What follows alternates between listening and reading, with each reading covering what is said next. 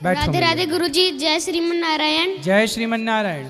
गुरुजी मेरे 3 प्रश्न हैं। अच्छा, पहला प्रश्न, मैं गोवर्धन परिक्रमा करते करते कहाँ पे। हेलो दोस्तों, स्वागत है आप सभी का एक नई भक्तिमय वीडियो में। देखिए आज की वीडियो में जब इस छोटे से बालक ने महाराज जी से किए कुछ अद्भुत सवाल, तो महाराज जी ने उन प्रश्नों का उत्तर कैसे सही उदाहरण देकर समझाया बालक को। बालक ने जब महाराज जी से पूछा कि महाराज जी, आज मैं गिरिराज जी की परिक्रमा करने गया था, तो मैंने देखा कि गिरिराज जी में जो दूध चढ़ाया जाता है वो ऐसे ही नालियों में बह जाता है।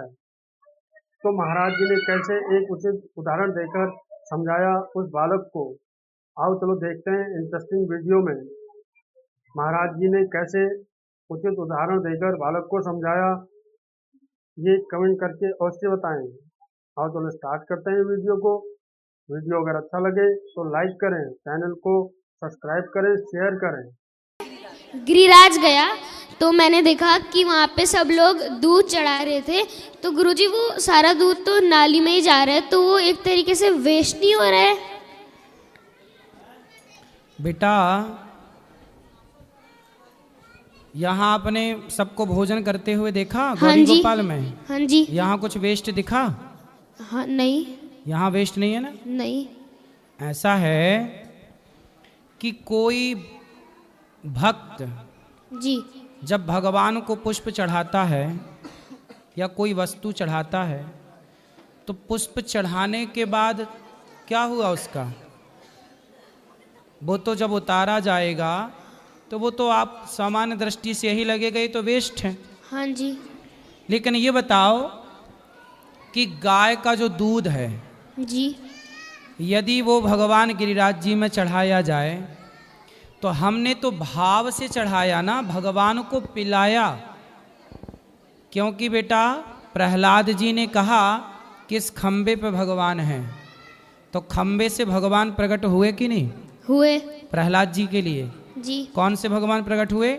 नरसिंह। हाँ, तो नरसिंह भगवान खंबे से प्रकट हुए ना। तो खंबे पे यदि भगवान प्रहलाद के लिए प्रकट हो गए तो हमारे लिए गिरिराज जी तो साक्षात भगवान हैं। जब हम दूध पिलाते हैं तो सामान्य दृष्टि से तो यही लगता है कि नाली में जा रहा, पर भक्त के भाव से तो ऐसा लगता है कि वो भगवान ही ग्रहण कर रहे हैं। ठीक है? क्योंकि यदि भाव की दृष्टि देखी जाए, गरीबों में भी बांटना चाहिए बेटा। लेकिन गाय का दूध है, गाय रोज दूध देती है, ऐसा है ना। शराबी शराब पीता है, तो शराबी जब शराब पीता है तो बताओ, शराब यदि 100 रुपए की आती है या 50 रुपए की आती है, तो वो शराब पीने वाला पैसा वेस्ट कर रहा है कि पैसे का सदुपयोग कर रहा है? वेस्ट कर रहे हैं। वेस्ट कर रहा है जी। तो फिर किसी शराबी से ये क्यों नहीं बोला जाता कि आप पैसा क्यों वेस्ट कर रहे हो शराब पीकर? वो पैसा किसी गरीब को बांट दिया जाए, किसी की भूख मिटा दी जाए। क्यों नहीं पूछा जाता ये सवाल? शंकर जी के ऊपर दूध चढ़ाना, गिरिराज जी पर दूध चढ़ाना, वो गाय का दूध है। गिरिराज जी पर ही गैया चराते थे भगवान, गिरिराज जी पर ही गैया चराते थे भगवान। तो गिरिराज जी को ही भगवान ने गाय का दूध भी पिलाया। तो ये भक्तों का भाव है कि भगवान ने भोग लगाया, हम भी भोग लगाएं, हम भी भगवान गिरिराज जी को। वो दिखता है कि वेस्ट हो रहा है। और गाय का दूध तो देखो वहाँ बेचने वाले, उनको भी तो रोजगार मिलता होगा कि नहीं? हाँ जी। 5 रुपए का दूध बेच रहे हैं, 10 रुपए का दूध बेच रहे हैं, हजारों लोग दूध बेच के अपना रोजी रोटी कमा रहे हैं। तो शराब पीना यदि पैसा वेस्ट है, तो शराबियों से क्यों नहीं ये सवाल किया जाता कि आप पैसा वेस्ट क्यों करते हो? ये गरीबों में क्यों नहीं बांट देते? ये बात सही है कि गलत है? सही है गुरुजी। केवल दूध को ही, गिरिराज जी को ही, शंकर जी को ही हम टारगेट क्यों करें? उन मूवी बनाने वाले सुपर डुपर स्टारों से भी तो पूछा जाए कि तुमने शंकर जी के ऊपर दूध चढ़ाने के लिए मूवी बनाई, तो किसी शराबी से पूछ लेते कि भाई तुम शराब क्यों पी रहे हो?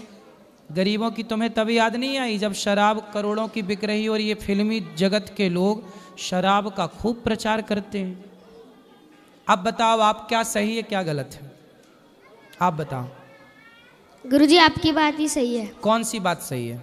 कि जो आपने बोला कि उनसे क्यों नहीं पूछते, तो ये वेस्ट नहीं है, अपनी अपनी श्रद्धा है।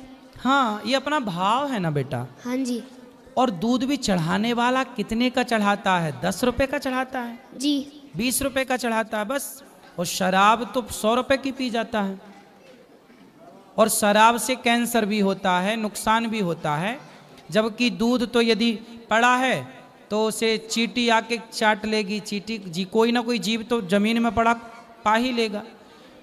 नाली में यदि बह रहा है, एक्चुअली क्या है ना बेटा, आजकल नालियां हैं। पहले जितने भी मंदिर थे, शिवालय थे, सारे मंदिर शिवालय नदियों के किनारे थे। किसके किनारे थे? नदियों के और तालाबों के, झीलों के।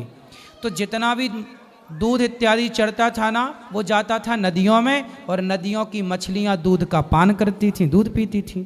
अब चूंकि वो नदियां ही नाला हो गई, अब जैसे यमुना जी हैं। हाँ जी। यमुना जी तो यमुना मैया है ना, लेकिन इतना आजकल नाला मिला दिया कि अब शुद्ध जल बचा ही नहीं, नाला ही नाला दिखता है। ऐसे ही ना बेटा, बहुत सारी नदियों को, जैसे शंकर जी उज्जैन में है महाकाल, वहाँ क्षिप्रा नदी है। अब क्षिप्रा नदी की स्थिति ये है कि सूख जाती है। सूख जाती है तो वो शंकर जी के ऊपर चढ़ा हुआ दूध बहता है, ऐसा लगता है नाली पे जा रहा, जबकि वो नदी है। पर नदी की स्थिति अब नाले जैसी हो गई। तो दोष तो हम लोगों का है ना कि हमने नदियों की रक्षा नहीं की। हमने नदियों को नाला बना दिया, और नदियां थी तो मछलियां थी, मछलियां थी तो दूध वेस्ट नहीं था, मछलियां पीती थी। आप बताओ सही है कि गलत है? सही है गुरुजी। क्या सही है?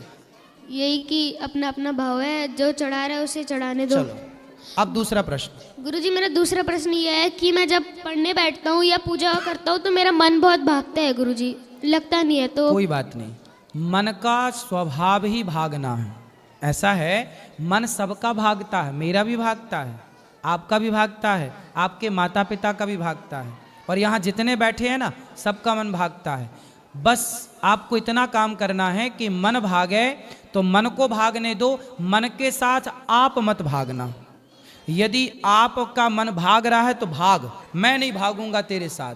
यदि मैंने अपने पे कंट्रोल कर लिया तो मन कब तक भागेगा? एक दिन आएगा छतरी के नीचे, कंट्रोल होगा, कहाँ जाएगा भाग के?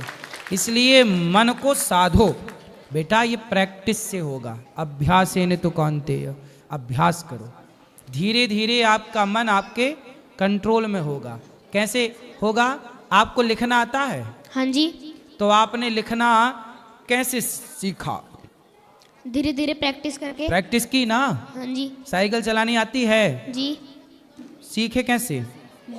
प्रैक्टिस कर करके। फिर यदि प्रैक्टिस करने से साइकिल चलानी आ गई, प्रैक्टिस से आपको लिखना आ गया, प्रैक्टिस से आपको पढ़ना आ गया।